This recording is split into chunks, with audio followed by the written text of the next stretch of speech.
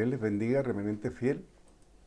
Continuaremos con el estudio de la caída de la iglesia del primer siglo, los llamados, el cuerpo de Cristo.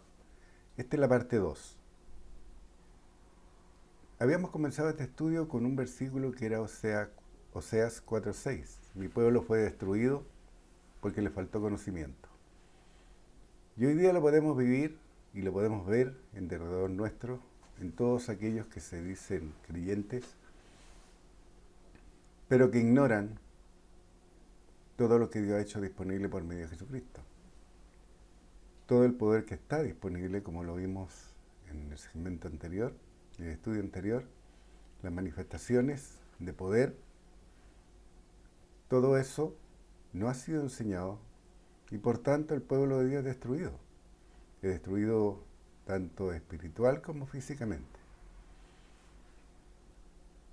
Y la mejor enseñanza que nosotros tenemos es yendo a la palabra de Dios para ver por qué la iglesia del primer siglo cayó y se perdió en el tiempo todo lo que Dios había hecho disponible y que los discípulos en el principio hablaron, que después Pablo, tomando ese ministerio que llevó hasta el final y quedando solo en una casa arrendada, continuó enseñando con respecto a todo lo que Dios había hecho disponible y que, como ya lo vimos con anterioridad, la religión católica se encargó de encubrir, de tapar, de engañar, de cambiar, tergiversar,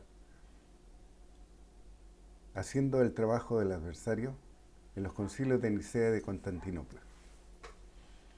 Continuaremos, como le digo, con este estudio y vayamos a la Biblia, que es nuestro libro de fe y práctica, y ábralo en Oseas 4:6. Mi pueblo fue destruido porque le faltó conocimiento, por cuanto desechaste el conocimiento, yo te echaré del sacerdocio, y porque olvidaste la ley de tu Dios, también yo me olvidaré de tus hijos.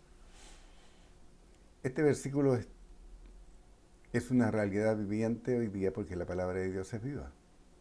Y vemos cuántas religiones, cuántos liderazgos, cuántos autodenominados líderes con sus diferentes títulos carnales, pastores, profetas, evangelistas, permiten su destrucción y la destrucción del pueblo que los sigue, porque les falta el conocimiento.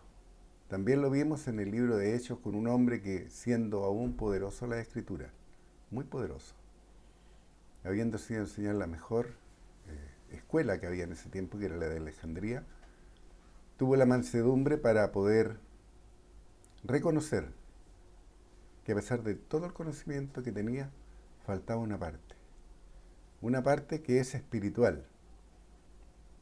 Si yo tomo la Biblia y la leo y la acepto, pero en el ámbito carnal, nunca entenderé lo espiritual que ella encierra, porque la palabra se torna viva cuando yo la tomo de la forma en que Dios quiere, en el ámbito espiritual.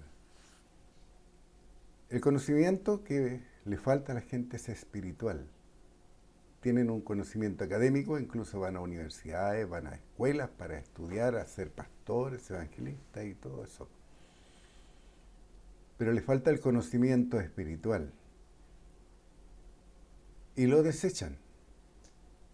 Y Dios dice que esta gente que desecha el conocimiento espiritual, primeramente destruido, pero que también lo echará del sacerdocio. Ellos van a ostentar un título. Es por eso que le hemos dicho que no busquen títulos, sino que busquen agradar a Dios mirando las cosas de arriba. Porque yo y tú no necesitamos títulos para llevar adelante el ministerio de la reconciliación. Si queremos títulos, Dios ya nos dio uno, hijos. Y un hijo hace siempre lo que su padre le manda, lo que su padre pide, lo que su padre espera. Y dice este versículo también de Oseas 4:6, porque olvidaste la ley de tu Dios. ¿Cuál es la ley de tu Dios? Sabemos que para el pueblo de Israel era el antiguo pacto. Y sabemos que para la Iglesia de Gracia que comenzó en el libro de Hechos con el derramamiento del Espíritu Santo, comenzó una nueva administración. Y esta administración es una ley para el cuerpo de Cristo. ¿Cuál es esta ley?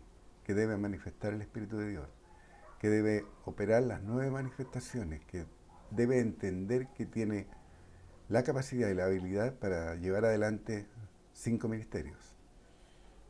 Que estos 5 ministerios están avalados por 5 derechos filiales y que al completar todo este camino de crecimiento espiritual se van a obtener frutos espirituales. Como ustedes pueden notar, todo es espiritual. Si Dios dice que a los que desechan el conocimiento los echará del sacerdocio, ¿por qué siguen autollamándose arcángeles, pastores, apóstoles, evangelistas, maestros, profetas? ¿Por qué entonces estos obreros fraudulentos, desechados por Dios, heredan a sus hijos los mismos títulos y cargos? Y eso lo vemos. Hijo del pastor, entonces también va a ser pastor. Y la esposa, la mujer de ese hombre que tiene el título de pastor, es pastora. Son títulos heredados. Nada más que eso, títulos heredados, sin ningún poder, ningún respaldo de Dios, ni tampoco ningún fruto espiritual. Solamente son frutos carnales. Si Dios dice que los hijos de estos serán olvidados por nuestro Padre, entonces ¿por qué ostentan títulos? ¿Pero qué hacía el pueblo de Israel cuando rompían comunión con Dios? Siempre se limpiaba el templo. Vayamos a 2 Corintios 23, 16. Y Joiada hizo pacto entre sí y todo el pueblo, y el rey, que serían pueblo de Jehová.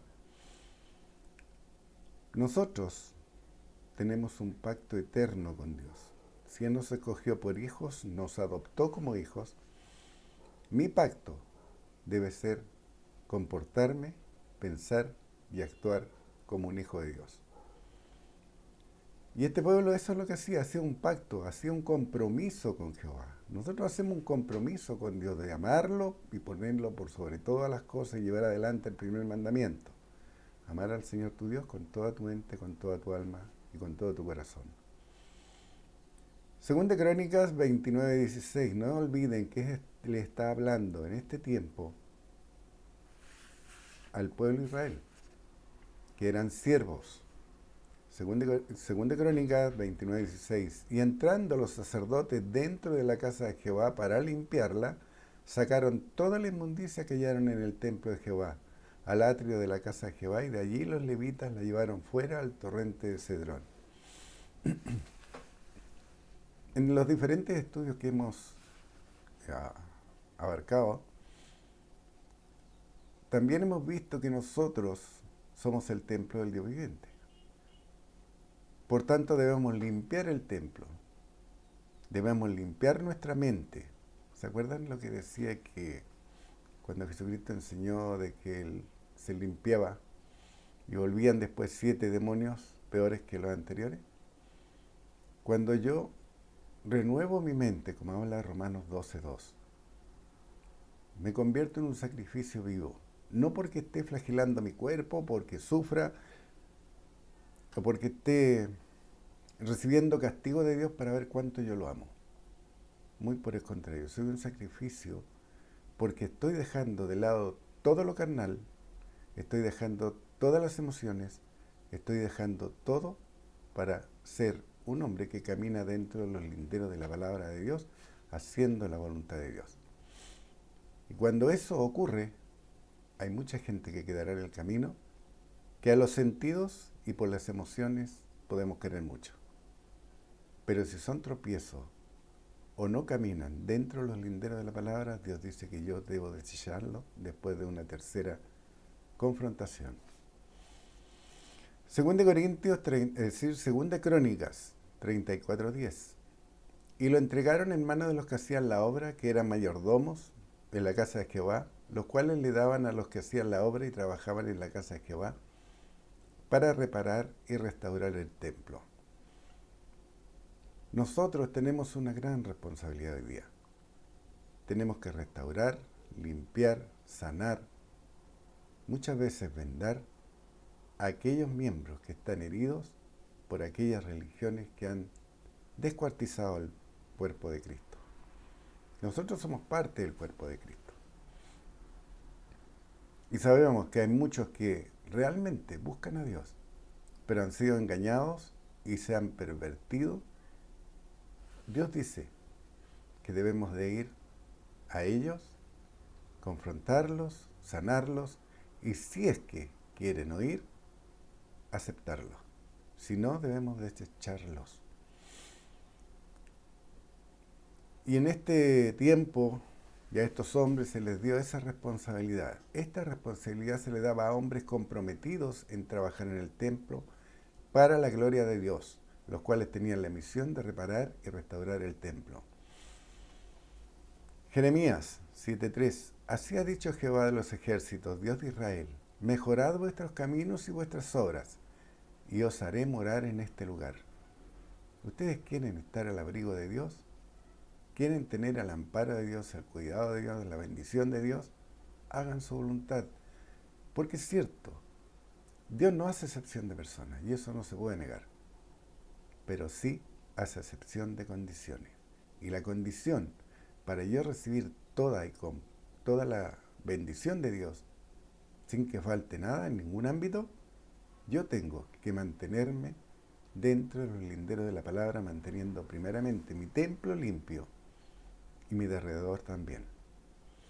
Al pueblo de Israel, Jehová nunca lo obligó a hacer algo que no quisiera hacer. Siempre les entregó la responsabilidad a ellos de mejorar sus caminos y sus obras. Si ellos cumplían esta petición de Jehová, éste se comprometía a que los haría morar en ese lugar. ¿Han escuchado las religiones que dicen, no, yo le oro a Dios para que Dios me cambie? Nunca va a ocurrir. Nunca va a ocurrir porque Dios no pasa sobre tu libre albedrío. Y tu libre albedrío, en este caso, sería cambiar. Tú decidir cambiar. Yo decido cambiar. Pero si no lo hago y espero que alguien más lo haga, voy a perder mi tiempo. Y voy a seguir tan perdido como cuando alguien me dijo, Dios te ama. Porque la responsabilidad de limpiar el templo, que es mi casa, que es mi mente, primeramente, mi casa, y todo lo que me rodea, es mi responsabilidad. Dios ya me dio las herramientas, ahora yo debo usarlas. Jeremías 7:4. No os fiéis en palabras de mentira diciendo, templo de Jehová, templo de Jehová, templo de Jehová es este. ¿Por qué construyen esos lugares tan grandes para albergar tanta gente? Dios, ¿qué me dice? No os fiéis en palabras de mentira diciendo templo de Jehová. ¿A cuántos han escuchado decir, no, es que voy a ir a orar, voy a ir a adorar a Dios? ¿En su casa no lo adora? ¿En su vida cotidiana no lo adora? ¿Que tiene que ir a un lugar físico? Piensen. Yo amo a Dios las 24 horas del día. Como ya le dije antes, quizás en sueño aún lo sigo adorando, pero mientras que yo esté consciente, procuro seguir amando a Dios y poniéndolo primero. También al pueblo de Israel les pedía que no se fiaran en palabras de mentira. Luego Dios establece esta verdad repitiendo templo de Jehová 3 veces, lo que muestra que está completamente completa esta verdad. Nosotros lo hemos visto, que 1 es comienzo, 2 es establecido, 3 es completamente completo. Y si Dios establece en su palabra al repetir 3 veces templo de Jehová, es porque tiene importancia y porque está completo todo lo que Él quiere para su pueblo. Si templo de Jehová es este, ¿cuál es el templo de Jehová hoy día? Tú eres el templo de Jehová. Jeremías 7:5. Pero si mejorareis cumplidamente vuestros caminos y vuestras obras, si con verdad hicieseis justicia entre el hombre y su prójimo. ¿Quién tiene que mejorar cumplidamente sus caminos? cada uno de nosotros en particular. Y vuestras obras. Entonces, como dice obra, entonces yo voy a empezar a hacer cosas. Hijo, la primera cosa, la primera obra que tú haces es mantener tu mente limpia, y esa es una obra porque está en el ámbito de los sentidos, está en el ámbito carnal. Tú te alimentas del pan de vida, tú lo retienes, tú no lo interpretas, tú lo aceptas, incluso si no estás de acuerdo con lo que has vivido hasta hoy. Agrega además que si este pueblo de Israel mejoraba cumplidamente, es decir, en su totalidad sus caminos, hiciera justicia entre el hombre y su prójimo. Ya lo hemos visto en reiteradas oportunidades. ¿Quién es mi prójimo? Mi prójimo no es aquel que está pidiendo pan, porque no está creyendo en la promesa de Dios que decía que no ha visto justo desamparado ni su descendencia que mendigue pan. O aquel que está pidiendo plata, porque Dios dice que salario hay para tu trabajo. Ni tampoco es mi prójimo aquel que está en la droga porque está poseído por un espíritu diabólico de deseo desenfrenado. Tampoco es mi prójimo aquel que es religioso, aquel que prefiere su religión antes que la verdad de la palabra de Dios. No es mi prójimo, porque Jesucristo lo enseñó. Mi madre y mis hermanos son aquellos que hacen, que escuchan y hacen la palabra de Dios. Esos son mis hermanos. Y los religiosos no la hacen, porque pueden leer que Jesucristo nunca cantó antes de hablar la palabra. Nunca anduvo con instrumento antes de cantar la palabra. Nunca hizo show de sanidades antes de sanar a alguien. Pero no lo creen. Prefieren seguir haciendo sus obras para ser vistos por los hombres. Jeremías 7:6. Y no oprimiréis al extranjero, al huérfano y a la viuda, ni en este lugar derramaréis la sangre inocente, ni anduviereis en pos de dioses ajenos para mal vuestro.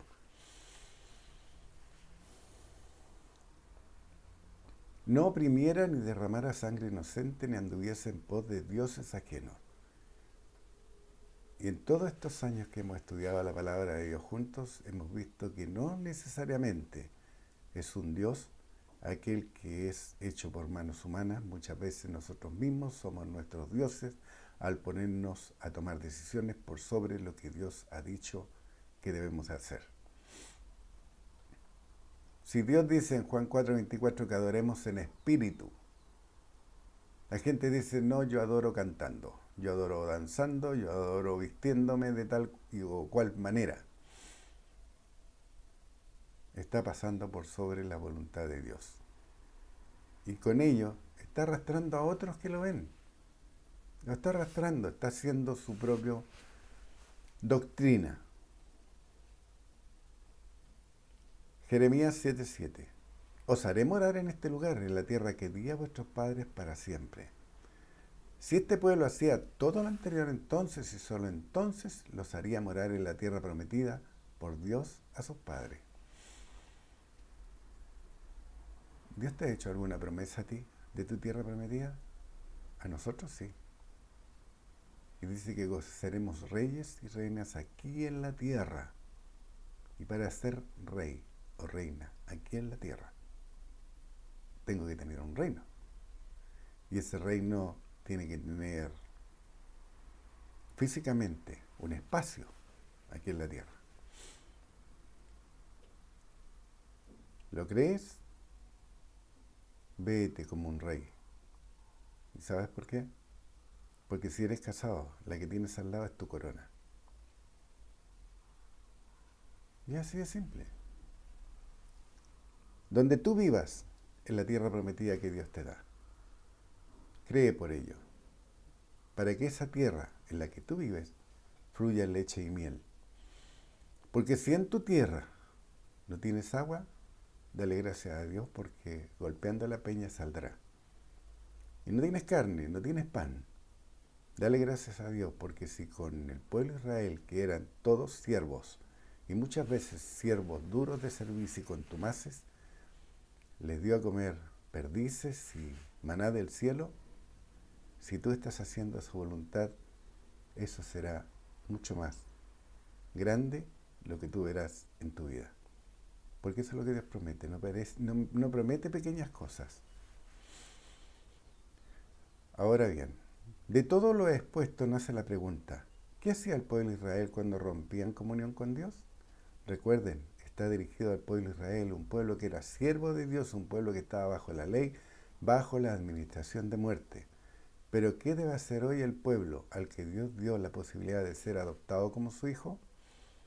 Como siempre, la respuesta a esta pregunta está escrita en el corazón de Dios, en su palabra revelada.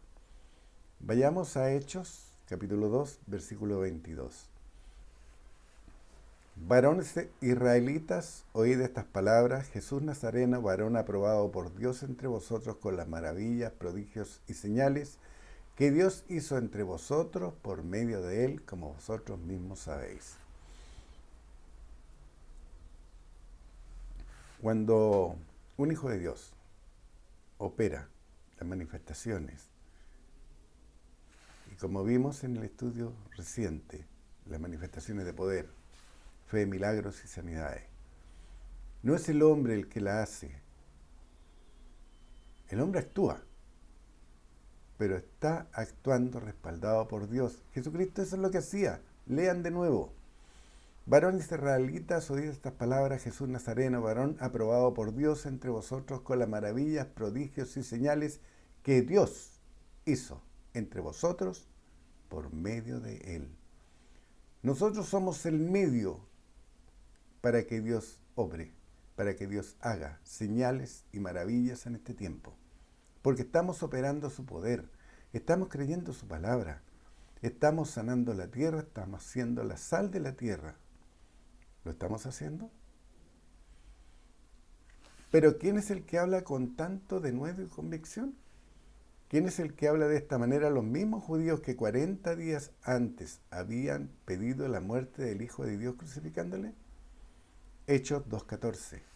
Entonces Pedro, poniéndose en pie con los 11, alzó la voz y les habló diciendo: varones judíos, a todos los que habitáis en Jerusalén, esto os sea notorio, oíd mis palabras.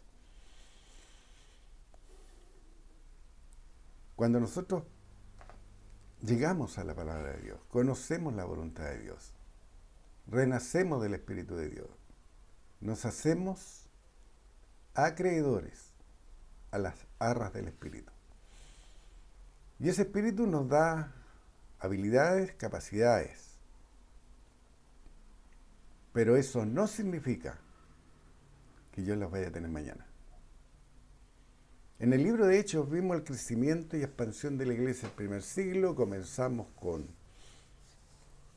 que se añadieron 3.000, después se multiplicaba, después el Señor añadía, y terminó ese libro de Hechos con un hombre solo. ¿Qué me muestra eso? Que todos aquellos grandes, los 2 apóstoles, quedaron en el camino. ¿Y por qué quedaron en el camino? Porque hicieron y pervirtieron y permitieron que se pervirtiera el cuerpo de Cristo. No dejaron, no desecharon, no cortaron como estaba enseñado que era mejor entrar al reino de Dios manco. No desecharon a todos aquellos que se decían haber renacido del Espíritu de Dios, pero que eran celosos por la ley. No lo hicieron. Y como no lo hicieron, la consecuencia fue la caída de la iglesia del primer siglo. Todos se quedaron en el camino, incluso Pedro. Incluso Pedro. Llegó un momento en que Pablo tuvo que confrontarlo y llamarlo a la cordura diciéndole que era un hipócrita. Y ese mismo Pedro hizo pecar, o con Jacobo, a Pablo a llegar a hacer votos. ¿Se acuerdan? Si yo voy a una religión donde me enseñan que tengo que meterme al agua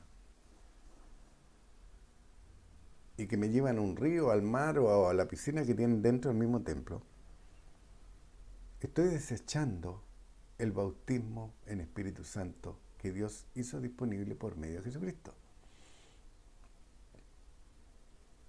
¿Entienden? Y si yo lo estoy desechando, ¿ustedes creen que voy a tener la bendición de Dios? Voy a tener la bendición del adversario. Aunque ustedes no lo crean, el adversario bendice a los que tienen engañados y a sus hijos. Entonces yo puedo estar muy engañado en la doctrina, pero yo veo milagros. Pero son milagros de patas cortas, de corto tiempo. No son permanentes en el tiempo, también lo vimos. Todo lo que Dios hace permanece en el tiempo. Si Dios te dio la vida eterna, tú no la vas a perder siempre y cuando tú camines dentro del lindero de la palabra hasta el fin de tus días o hasta que retorne Jesucristo. Pero si no, también te lo mostramos, también se te dijo, también se leyó. Apartados de mí, hacedores de maldad. Y eso está dirigido a creyentes, porque ellos dijeron echamos fuera demonios. Para echar fuera demonios tenían que tener el Espíritu de Dios en ellos. Tenían que tener poder para poder hacerlo. Hechos 2:14. El mejor ejemplo de la caída de un grande, la caída de un renacido es con Pedro. Es lo más claro que Dios te muestra. Era un pescador. Los pescadores no tenían mucha educación, si es que tenían algo. Lo convierte en un discípulo, le da poder, lo envía con los 12, después con los 70, y veían caer al Satanás del cielo, del diablo del cielo, como un rayo. Ellos hicieron señales, milagros y maravillas. Lo hicieron, y eso es innegable porque está escrito. Si Dios lo dijo, eso lo decía. Y tuvo poder para enfrentar a los mismos que habían crucificado a Jesucristo. Ya no tenía miedo, ya no había duda en él. Hechos 2:14. Entonces Pedro, poniéndose en pie con los 11, alzó la voz y les habló diciendo: varones judíos y todos los que habitáis en Jerusalén, esto os sea notorio, oíd mis palabras. Y este es el mismo hombre que había negado a Jesucristo 3 veces. ¿Entienden? Es el mismo hombre que estaba tras puertas cerradas por temor a los judíos. Y ahora se para frente a ellos. ¿Qué cambió? Que recibió el Espíritu de Dios. Eso cambió. Eso le dio poder desde lo alto. Y eso es lo que Jesucristo dijo que su Padre haría con todo aquel que creyera. Le daría poder desde lo alto. Es el mismo hombre al que el Hijo de Dios reprendió diciéndole: quítate delante de mí, Satanás. ¿Se acuerdan? Mateo 16:23. Pero él, volviéndose, dijo a Pedro: quítate delante de mí, Satanás, me eres tropiezo, porque no pones la mira en las cosas de Dios, sino en las de los hombres. Así que todos aquellos que están haciendo obras para agradar a los hombres, no están haciendo la voluntad de Dios. ¿Se acuerdan? También lo vimos. Con Dios o eres frío o eres caliente. No hay términos medios. Jesucristo también lo dijo, inspirado por su Padre. ¿Tinieblas o luz? Esa elección es tuya. Este hombre, Pedro, era fluctuante. Tanto se movía en las tinieblas, haciendo el trabajo de Satanás, tanto era temeroso, lleno de miedo, y tanto era poderoso como para confrontar. Eso es lo que nosotros debemos de evitar. Si Dios muestra todo esto, tiene un propósito. Es para enseñarte. Todas las cosas que se escribieron antes es para que tú las aprendas. Para que veas en práctica lo que ocurre con un hombre o con una mujer. Si Jesús estaba hablando a Pedro, ¿por qué lo llamaba Satanás? Porque Jesús en ese momento operó la manifestación de discernimiento de espíritus. Supo que Pedro en ese momento estaba siendo influenciado por Satanás, el que, pareciendo muy piadoso y lleno de un amor fingido, le pedía a Jesús no hacer la voluntad de Dios. Mateo 16:21. Desde entonces comenzó Jesús a declarar a sus discípulos que le era necesario ir a Jerusalén y padecer mucho de los ancianos, de los principales sacerdotes y de los escribas, y ser muerto y resucitar al tercer día. Jesucristo sabía todo lo que se le venía encima. Dios se lo había mostrado, no una vez. Y eso también lo vimos. ¿Recuerdan cuando Pedro quería hacerle una ramada a los ángeles que hablaban con Jesús? Jesús estaba enseñando y prediciendo los padecimientos que sufriría y a manos de quién, pero además que resucitaría el tercer día. Que esa era la voluntad de Dios y Él la que el Hijo se sometería.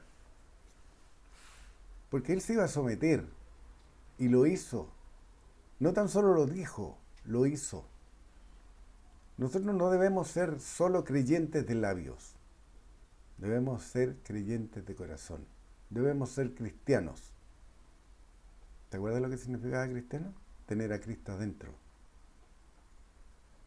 Debemos manifestar ese Cristo interior. Caminar por los pasos que Él anduvo. Hacer lo que Él hizo y estar dispuesto a padecer lo que Él padeció. Eso es ser creyente. No es andar con la Biblia bajo brazo, o usar la falda bien larga, o no cortarte el pelo, o ponerte un pañito, o hacer ciertos ritos, o respetar ciertos días, o dejar de comer. Eso no es ser creyente. Eso es ser religioso. Mateo 16:15. Él les dijo, ¿y vosotros, quién decís que yo soy? Mateo 16:16. Respondió Simón Pedro y dijo, tú eres el Cristo, el Hijo del Dios viviente. ¿Se dan cuenta que siempre Pedrito aparece, pero del primero? Porque quería mostrarse. Pero realmente amaba a Dios. Si hubiese amado a Dios, nos lleva a la debacle a la iglesia del primer siglo, permitiendo a los religiosos celosos por la ley que tomaran preeminencia.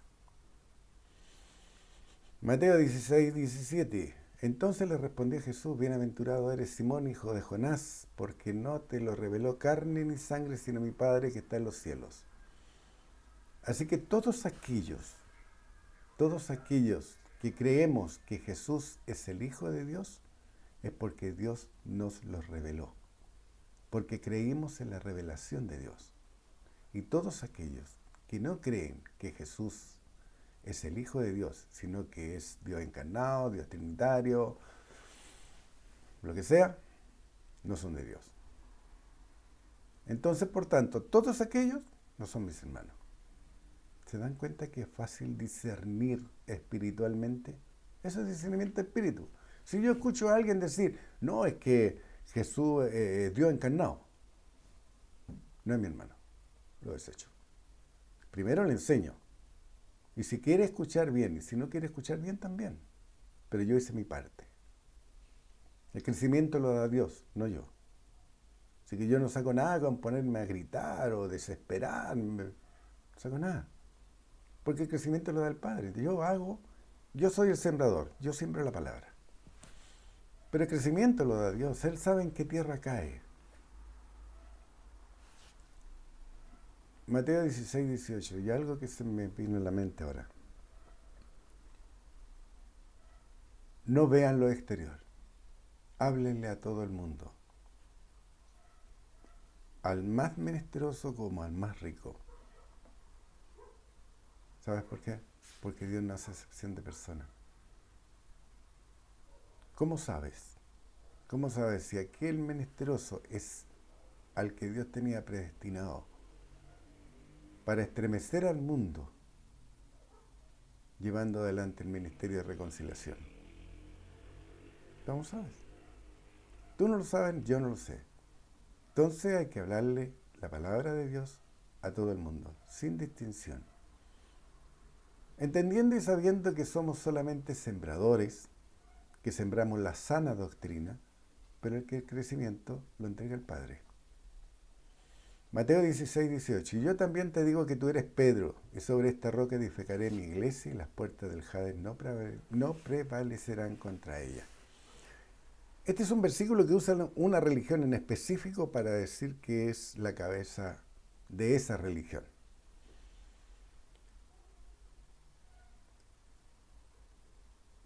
Pero siempre hay un pero. Cuando Dios dice que escudriñemos la Escritura, cuando Dios dice que escudriñemos las Escrituras para que nosotros sepamos y no seamos engañados. Cuando le dice Pedro, no lo está llamando por el nombre, sino le tradujeron mal una palabra griega que es Petra, y que significa pequeño grano de arena. Eso era. Estaba hablando con Pedro, es cierto, pero a Pedro le está diciendo, tú eres un pequeño grano de arena. ¿Qué prueba tengo que era un pequeño grano? ¿Han visto un pequeño grano de arena? ¿Lo han soplado? ¿Cómo se mueve en diferentes direcciones? Depende cómo el viento sople. Así era Pedro. Lo negó. Jesucristo le dijo, apartado de mí, Satanás. En otro momento estaba confrontando a la gente. En otro momento estaba tras puertas cerradas por temor a los judíos. En otra parte está diciéndole a los fariseos que era mejor hacer la voluntad de Dios antes que la de los hombres, tanto arriba como abajo, tanto izquierda como derecha. No tenía un camino recto. Y eso es lo que Dios muestra con Pedro. Y en este versículo lo dice, y yo también te digo que tú eres un pequeño grano de arena, y sobre esta roca, ¿quién es la roca? Jesucristo. Él es la roca. Edificaré mi iglesia, y las puertas del Hades no prevalecerán contra ella. ¿Por qué no prevalecerán? Porque Jesucristo hizo disponible la vida eterna. Entonces las puertas del Hades, Hades es el lugar donde van los muertos, lo que hoy día sería un cementerio, no prevalecerán, porque vendrá el día en que los muertos en Cristo resucitarán primero y los que estemos vivos, y que estamos vivos en ese momento, iremos juntamente con Él en las nubes. ¿Entienden ahora cómo todo va calzando si la palabra de Dios es lógica? Imagínense un gran engranaje y cada diente de ese engranaje va engranando perfectamente. Nada es contradictorio. Si ustedes encuentran una contradicción en la palabra de Dios, busquen el porqué. Puede ser una contradicción por una mala traducción, una mala interpretación, pero siempre la palabra de Dios engrana perfectamente. No perdamos de vista que estamos viendo quién fue Pedro y de dónde proviene ese de nuevo en su prédica el día Pentecostés. A la pregunta de Jesús a sus discípulos quién creía que era, Pedro le respondió, tú eres el Cristo, el Hijo del Dios viviente. Pedro estaba claro en su corazón que no hablaba con Dios, sino con el Cristo, el Salvador, porque eso es lo que significa Cristo, Salvador, el Hijo de Dios. Además, Jesús agregó que esta revelación a Pedro provenía directamente de Dios. Luego en el versículo 18 Jesús le dice que tú eres Pedro, ya que así se tradujo, pero al ver este versículo en griego nos encontramos con una gran diferencia. Ya en vez del nombre Pedro, se usa la palabra griega Petros, que significa piedra, sigue con sobre esta roca. La diferencia es esa. Pedro, un pequeño grano de arena, una piedra, pero la roca en donde se cimentaría la iglesia es Cristo. Él es la roca que desecharon los edificadores. ¿Te acuerdan? ¿Quién entonces era la roca sobre la que se edificaría la iglesia? Marcos 14:29. Entonces Pedro le dijo, aunque todos se escandalicen, yo no. ¿Está Pedrito? No. Marcos 14:30. Y le dijo Jesús, de cierto te digo que tú, hoy, en esta noche, antes que el gallo haya cantado 2 veces, me negarás 3 veces. ¿Te acuerdas que vimos los horarios que canta el gallo a las 4 de la mañana, a las 6 de la mañana, a las 8 de la mañana? Son horas donde Pedro pudo haber recapacitado lo que estaba haciendo, donde pudo haberse acordado de lo que Jesucristo le había dicho, horas las cuales, donde pudo haber pensado y visto su equivocación. Pero estaba enceguecido por el miedo, y eso ocurre hoy día también. Y lo hemos visto. Marcos 14:32. Vinieron pues a un lugar que se llama Getsemani, y dijo a sus discípulos, sentados aquí entre tanto que yo oro. Marcos 14:33. Y tomó consigo a Pedro, a Jacobo y a Juan. Y comenzó a entristecerse y a angustiarse. Marcos 14:34. Y les dijo, mi alma está muy triste, hasta la muerte. quedaos aquí y velad. Jesús, ya en el huerto de Getsemaní, tomó a Pedro, a Jacobo y a Juan y solo les pidió una cosa, que se quedaran allí y que velaran. ¿Lo hicieron? Sí, se quedaron. Pero hubo algo más. Aparte de quedarse, debían velar. Marcos 14:37. Vino luego y los halló durmiendo. Y dijo a Pedro: Simón, ¿duermes? ¿No has podido velar una hora? Velad y orad para que no entréis en tentación. ¿Cuántos hoy día duermen espiritualmente? ¿Cuántos? Todos aquellos que participan en religiones están durmiendo. Todos. Porque no están haciendo la voluntad de Dios. No la están haciendo. Están siendo engañados. Todas las religiones, no me refiero a una en específico. No me refiero a la Gran Ramera, ni a ninguna. A todas. Todos aquellos que participan en religiones no están haciendo la voluntad de Dios. Porque ninguna de esas religiones cree en el derramamiento del Espíritu Santo. Ninguna de esas religiones cree que son ministros, cada uno en particular. Ahí ostentan títulos y niveles. ¿Se han dado cuenta? Marcos 14:37. Vino luego y los halló durmiendo y dijo Pedro: Simón, ¿duermes? ¿No has podido velar una hora? Velad y orad para que no entréis en tentación. ¿Cuál era la tentación? La misma que el adversario usa y seguirá usando: miedo, duda y temor. Recuerden, Jesucristo le estaba hablando antes de que lo tomaran preso. Y a Pedro le dijo específicamente, a Jacobo y a Juan, que velaran, que estuvieran despiertos, que estuvieran agudos. Y ellos durmieron. ¿Qué pasó con cada uno de ellos cuando tomaron preso a Jesucristo? Huyeron. Todos. Se habla de uno que huyó desnudo. También está escrito. La misma que el adversario usa y seguirá usando: miedo, duda y temor. Son las mismas armas que el adversario está usando contra la gente hoy. Esto incluye también a los que se dicen creyentes. Porque es fácil decirse creyente. No, yo soy creyente. Pregunten a cualquiera. ¿Tú crees en Dios? No, yo creo. Yo soy creyente. ¿Pero estás haciendo lo que Dios dice? Es que yo soy de tal o cual religión. Y eso es lo que me enseñaron y eso es lo que hago. Pero no se han dado el tiempo de ir a escudriñar las Escrituras para ver si estas cosas son así. Es fácil. Son zánganos espirituales. Esos son. Y como zánganos espirituales no reciben el alimento sano, perfecto, completo, que es el pan de vida de Dios. Que es su palabra, correctamente dividida. ¿Por qué correctamente dividida? Porque yo puedo tomar un versículo y te puedo decir: mira, está escrito, no hay Dios. Y está escrito. ¿Pero la dividí correctamente? No, hice un corte imperfecto. Hice un corte imperfecto porque el versículo total dice el necio en su corazón: no hay Dios. Ahora entiende por qué te digo que yo puedo tomar la Biblia, la palabra de Dios, y lo hacen todas las religiones. Y lo hicieron los fariseos, lo hicieron los saduceos, tomaron la palabra de Dios.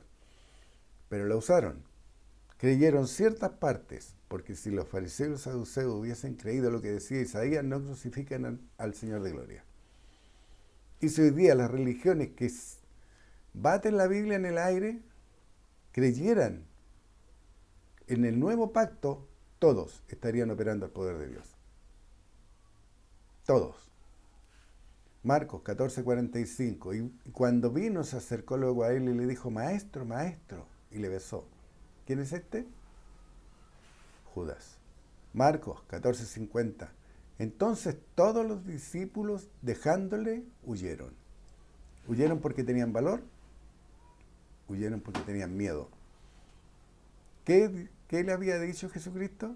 Que oraran y velaran. Primero Jesús le dice a Pedro que le negaría 3 veces, que velaran y no lo hicieron. Y en el momento que Jesús era apresado, los discípulos huyeron, entre ellos también Pedro. Juan 20:19. Cuando llegó la noche de aquel mismo día, el primero de la semana, estando las puertas cerradas en el lugar donde los discípulos estaban reunidos por miedo de los judíos, vino Jesús y puesto en medio les dijo, paz a vosotros. ¿Dónde estaban los discípulos? Tras puertas cerradas por temor a los judíos, Pedro con ellos. ¿Cuál fue el saludo de Jesucristo, el Hijo de Dios? Paz a vosotros. Es lo mismo que nosotros debemos manifestar hoy en nuestra mente, en nuestra vida diaria y en lo que enseñamos. Paz. Y no orar por la paz del mundo, porque el mundo lo gobierna el Dios de este siglo, que hurta, mata y destruye.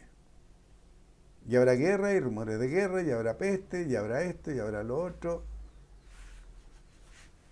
Está escrito. Entonces, ¿por qué oro por ello? Y no oro por mi salvación primero. Por la salvación de mi esposa, por la de mis hijos. ¿Por qué no los llevo a renacer a mis hijos y les doy el regalo más grande que puedo dar? La vida eterna. ¿Por qué no lo hago? No, es que suena bonito, entonces oremos por el mundo. Ya vimos grandes rasgos que Pedro era un hombre fluctuante, un hombre que tal luego estaba en comunión con Dios y recibía revelación, tú eres el Cristo, el Hijo del Dios viviente, o era permeable a la posesión e influencia diabólica al punto que Jesús le reprendió, quítate delante de mí, Satanás. Pedro caía con facilidad preso en prisiones mentales de miedo, duda y temor.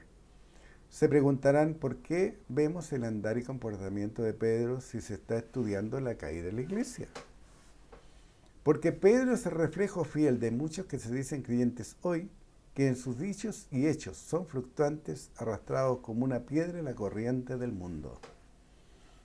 Pedro, luego de renacer, de ser lleno del Espíritu Santo de Dios en el día de Pentecostés, habiendo manifestado el poder desde lo alto, habiendo recibido el conocimiento de parte del Hijo de Dios Jesucristo, viendo los milagros, señales y maravillas que hizo Jesús mientras que lo acompañaba en su ministerio en la tierra, fue un hombre que en un principio operó todo el poder de Dios después de ser bautizado con el Espíritu Santo a la promesa.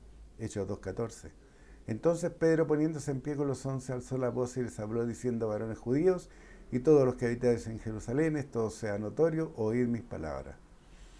Habiendo recibido en manifestación la promesa del Espíritu Santo en su primer discurso, Pedro muestra de nuevo convicción, causando gran impacto en los que le oían lo que habló siendo inspirado por ese Espíritu Santo recibido. Primero no mostró miedo, duda o temor al confrontarlos. Hechos 2:22. Varones israelitas, oíd estas palabras. Jesús Nazareno, varón aprobado por Dios entre vosotros con las maravillas, prodigios y señales que Dios hizo entre vosotros por medio de él, como vosotros mismos sabéis. Hechos 2:23. A este, entregado por el determinado consejo y anticipado conocimiento de Dios, prendisteis y matasteis por mano de inicuos, crucificándole. ¿Cuántas verdades podemos sacar de este solo segmento, de estos 3 versículos? Quedémonos solamente con el último, que había sido entregado por el determinado consejo y anticipado conocimiento de Dios. Dios entregó a su Hijo, no se entregó a sí mismo.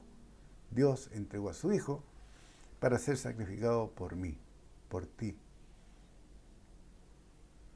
No fue sacrificado por el mundo.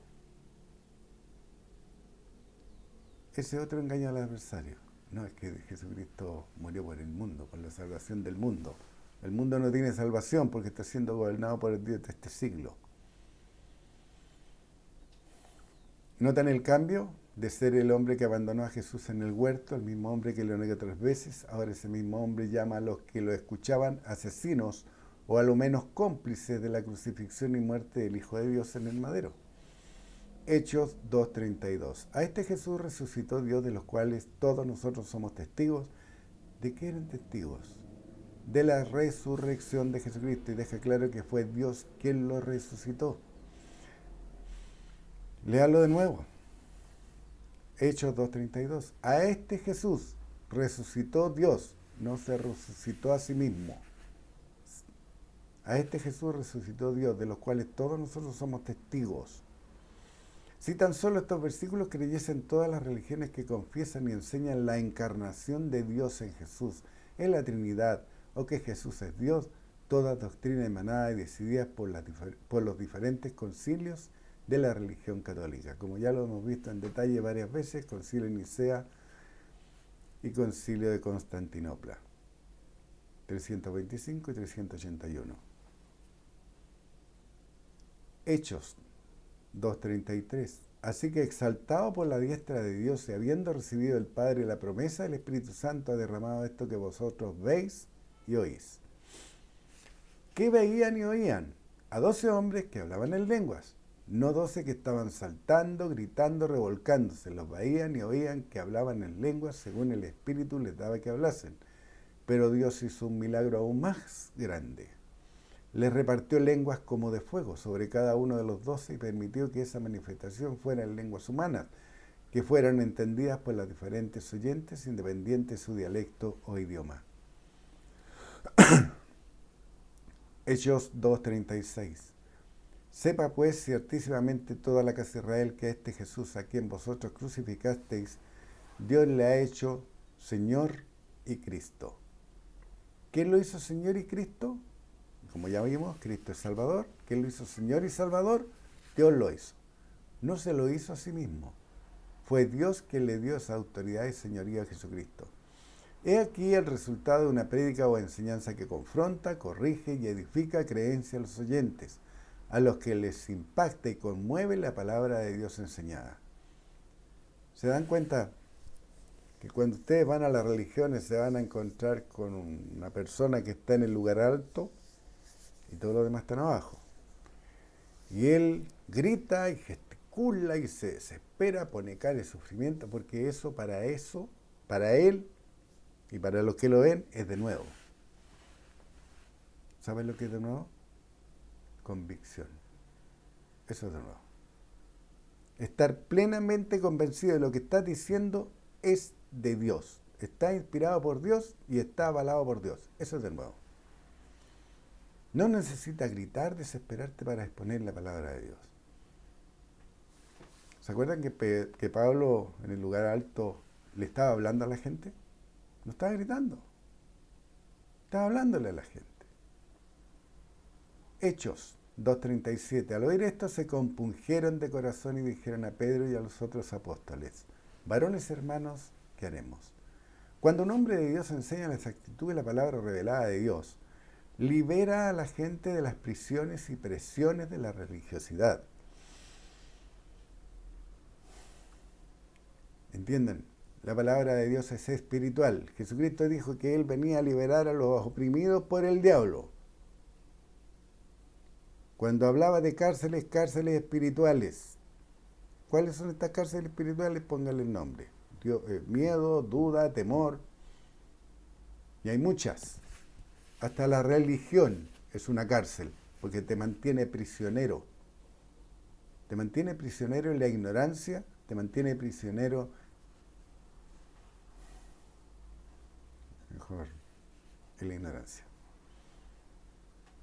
Y en la estupidez de todo lo que hace.